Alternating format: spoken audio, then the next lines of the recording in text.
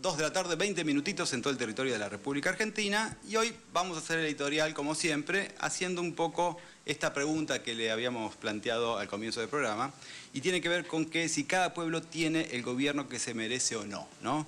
¿Cada pueblo tiene el gobierno que se merece? Hubo una pregunta alguna vez, y en este caso fue una afirmación que se le atribuye al filósofo italiano del siglo XVIII, vamos a decirlo bien, Joseph de Maistre, que fue el máximo representante del pensamiento contrarrevolucionario, es decir, opuesto a las ideas de la Ilustración y de la Revolución Francesa. Un facho, ¿va? En definitiva.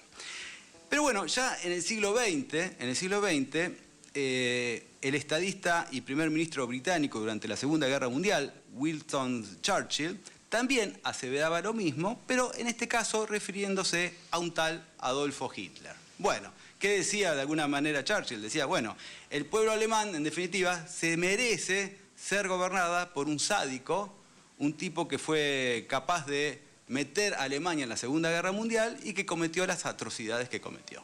¿Sí? Bueno. Pero como esa sentencia sonaba un tanto agresiva, otro pensador europeo, pero de mediados del siglo XX, en este caso el francés André Malraux, modificó esa máxima y dijo que no es que los pueblos tengan los gobiernos que se merecen, sino que las sociedades tienen los gobiernos que se le parecen, Suena menos tajante esta afirmación, pero resulta igual de penosa, hay que decir la verdad. Bueno, y a casi 2 años y medio de esta pesadilla libertaria, me pareció apropiado interpelarnos acerca de si aún nos merecemos un presidente como Milei. O en todo caso preguntarnos qué nos pasa como sociedad para seguir aguantando a un delirante que nos está arruinando la vida a todos y a todas y encima está hipotecando al país. ¿Estamos tan mal de la cabeza que nos terminamos pareciendo a este loco psiquiátrico?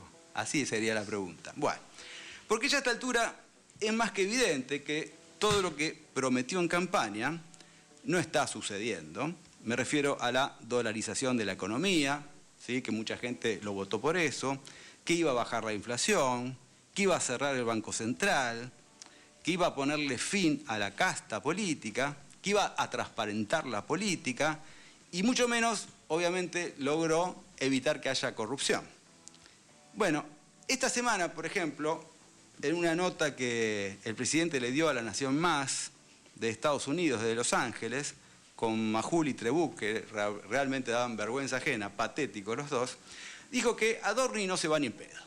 Adorni no se va ni en pedo. Y lo defendió de tal manera que uno podría suponer que o es un ingenuo que le crea a su amiguito, ¿no? Al jefe de gabinete, o como dijo la diputada Marcela Pagano, porque el vocero presidencial es en realidad el cajero de su hermana y de él mismo, y que es probable que haya cobrado $3 millones de la estafa con la criptomoneda Libra que promocionó, por supuesto, el presidente de la Nación. ¿Cómo será la situación de grave que la propia Patricia Bullrich dio el miércoles 2 advertencias, ¿sí?, al presidente? Primero, por teléfono y desde Chile le dijo a Adorni, Adorni o yo, elegí. Adorni o yo. Y de alguna manera, obviamente eso fue una amenaza, y eso obviamente lo dijo off the record, ¿no? Después, en una entrevista televisiva con Feynman, si mal no recuerdo, que no fue arreglada con la Secretaría de Comunicación del Gobierno, ahí dijo, bueno, ahí lo que dijimos al comienzo del programa, ahí plantea que, bueno, si Adorni es inocente, que adelante la declaración jurada y listo. ¿Qué tanto lío? Queda presente, si total, tan limpio, está todo arreglado, está todo resuelto. Y así nos olvidamos del tema. Obviamente esto lo dice sabiendo que está todo sucio ahí, está dando vueltas, está todo mal ahí, está todo mal, pero bueno, ella de alguna manera lo aguijonea para que salte este lío y que resulte todo peor de lo que es. Ahora Milei quedó, la verdad, en un problema doble. ¿Por qué digo esto? Si Adorni se termina yendo, después de su defensa cerrada hasta último momento, va a parecer como que Bullrich de alguna manera le puso condiciones. Y eso él no se lo banca. Ustedes ya saben esto. Ahora, si se queda Adorni, Milei va a seguir pagando un inmenso costo político que la senadora al final también se lo va a atribuir. Por otro lado, si a Bullrich no se la castiga, ¿sí?, por su desfachatez, por su desafío, si se quiere, bueno, la autoridad presidencial va a quedar dañada, pero encima, si hace todo lo contrario, la termina penalizando, por ejemplo, corre el riesgo de partida al oficialismo fatalmente en dos partes, ¿sí? Con lo cual también se caería o se desestabilizaría el gobierno y agárrate Catalina. Bueno, y ustedes saben que Bullrich, además de ser una histórica traidora, ¿no?, que pasó de partido político en partido político, además es un agente del Mossad, es una referente clásica, ¿no?, de Estados Unidos, es como una espía de Estados Unidos que está dentro del gobierno, que trabaja para ellos.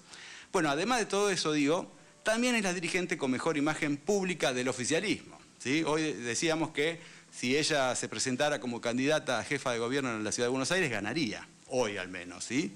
Así que bueno, es un tema complejo este. De hecho, ella ya está armando sus equipos para la campaña del 2027 y se sabe que cuenta con el apoyo del Círculo Rojo, que ustedes también saben, ¿no?, que pretende que se mantenga el modelo económico con Milei o sin Milei.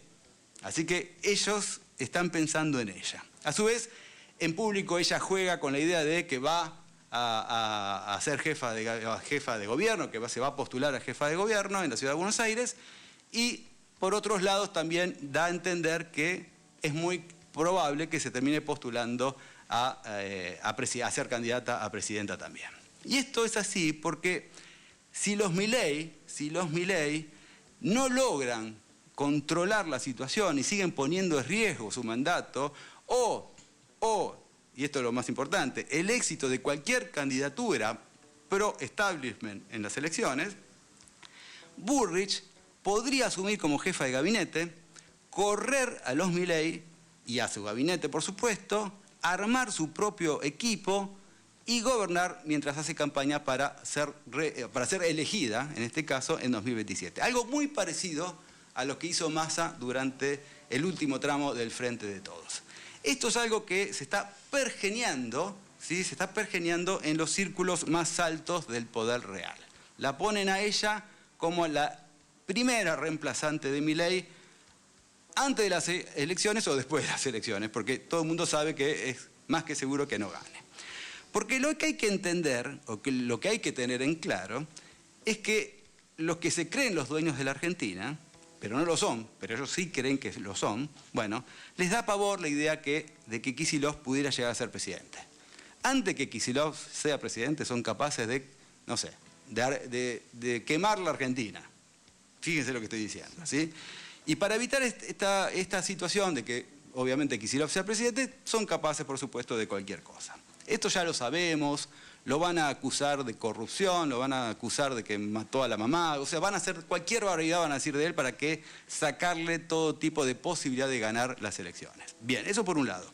El problema no sería tanto eso, porque de alguna forma estamos acostumbrados a que nos acusen de cualquier cosa, o que acusen al peronismo de cualquier cosa.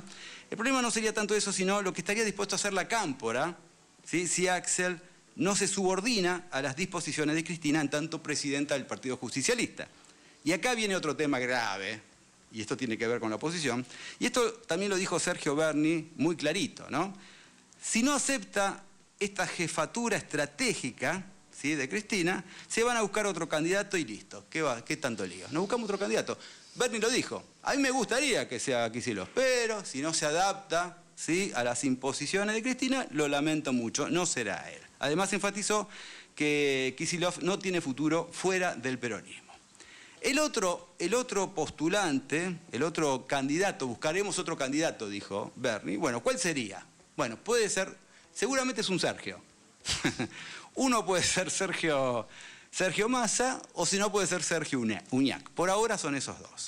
Y acá volvemos a tratar de interpretar el motivo por el cual tanto Cristina como Máximo están tan despechados con Kicillof, a quien en algún momento lo tildaron de Judas, ¿sí?, o sea, un traidor, y se burlaron de él o de su comentario acerca de la necesidad de tocar nuevas canciones dentro del peronismo. ¿Se acuerdan de eso? Bueno, en el fondo, desde hace tiempo lo están obligando a romper, ¿sí?, algo que él realmente no quiere hacer, ¿sí?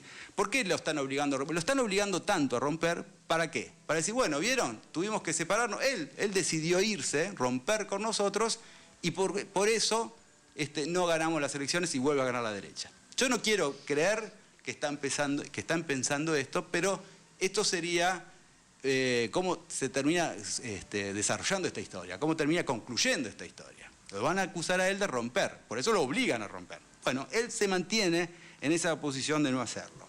Pero si esto sigue así, a la corta o a la larga va a terminar sucediendo como pasó entre Néstor Kirchner y Eduardo Duhalde. ¿Ustedes se acuerdan lo que pasó en aquel entonces? Bueno, obviamente eso pasó una vez que Kirchner fue presidente. Y es lo que está tratando de hacer Kicillof. Está tratando de que pase lo que pase, llegar a ganar las elecciones y después ver qué hace. Y ellos también lo saben, los de la Cámpora también lo saben. Ni en pedo los dejamos ganar las elecciones porque después nos saca. Entonces, ahí está la tensión.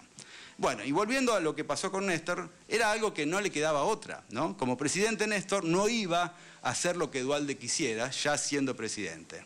Solo porque Duhalde lo había candidateado, porque Duhalde lo había elegido. Además lo eligió una vez que se bajaron Juan Manuel de la Sota y Carlos Reutemann. También hay que recordar eso. Néstor Kirchner fue el tercero en la lista para ser el candidato de Duhalde en aquel entonces. Bueno, lo mismo pasa con Axel. ¿Hasta cuándo Axel le tiene que rendir pleitesía a Cristina por el solo hecho de haberlo elegido primero como ministro de Economía y luego como candidato a gobernador de la provincia de Buenos Aires? De última, él podría decir que lo escogió porque, bueno, era la mejor opción o el más preparado para ejercer esos cargos.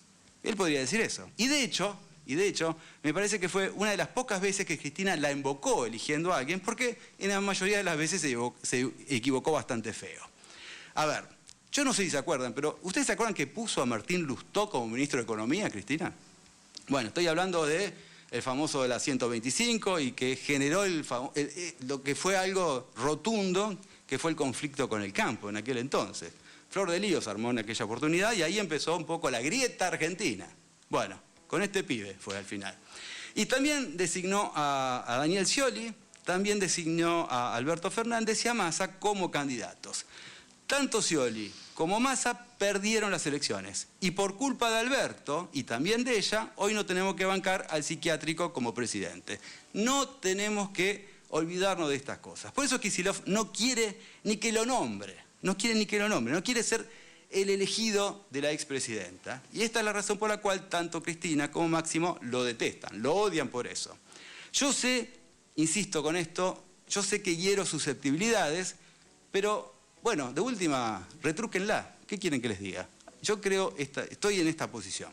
Yo también valoro, obviamente, los 12 años de Néstor y Cristina, del 2003 al 2015, los valoro mucho. Yo creo que fue lo mejor que nos pasó como sociedad después del peronismo de Perón, sin lugar a dudas de esto. Y también creo que Cristina es el mejor cuadro político, un cuadro político sin precedentes de la historia argentina, que no debería estar presa. A ver, no digo una cosa ni la otra. O sea, digo, Cristina tendría que estar libre y dejémonos de hinchar. Esto no hay dudas con respecto a eso. Una cosa no quita la otra. Pero también creo que ya pasó su momento y que Máximo, más allá de su apellido, no demostró nunca ser un gran dirigente, ni mucho menos tener la capacidad de gestión que uno le puede llegar a atribuir. A tal punto que jamás fue candidato a nada. ¿Por qué se creen que jamás fue candidato a nada? Porque saben que no lo iban a votar. Es como que uno creyera que Ricardo Alfonsín, el hijo de Raúl, hubiera sido un gran político o un gran presidente, tan solo porque Raúl, su padre, había sido quien fue. O sea, no es así, no es porque seas el hijo de, vos sos un fenómeno. No es así, y esto Máximo algún día lo va a tener que entender. Es un compañero más que debe tener sus cualidades, no lo discuto, no lo niego, pero que no es el indicado para señalar a nadie, como lo hizo el otro día con la gente de la CGT, que de alguna manera los increpó porque no nombraron a Cristina en el acto que hicieron del 1 de mayo, en el Día del Trabajador, y bueno, y por eso también lo atendieron de la manera que lo atendieron. Cristian Jerónimo, uno de los triunviros, le dijo, ¿pero quién se cree que es Máximo? El Mesías, le dijo. Y obvio, y tiene razón. ¿Cómo públicamente vas a decir eso? Más allá de lo que uno también puede decir de la CGT por otro lado, ¿no? Más allá de eso, me parece que no tiene por qué decirle a los demás lo que tienen que decir. En fin, comencé este editorial indagando acerca de si nos merecíamos o no un gobierno como el que tenemos actualmente. Y la respuesta es un rotundo no. No tenemos por qué soportar esta tortura, esa es la verdad. Pero para que esto no vuelva a pasar, debemos exigirles a los líderes de la oposición, a los líderes del peronismo, que se dejen de hinchar las pelotas, esa es la verdad, que dejen los egos a un lado, que se unan, que se organicen y que encaren la campaña de la mejor manera posible con un proyecto de país en la mano. Porque no queda otra, tenemos que ganar, dejarnos de hinchar las pelotas, tenemos que ganar las elecciones en 2027. No podemos fallar, nos quedamos sin país, eso es lo que va a pasar. Si no, la derecha, como siempre pasa, estando dentro o fuera de la Casa Rosada, siempre va a dirigir los destinos de todos los argentinos y argentinas.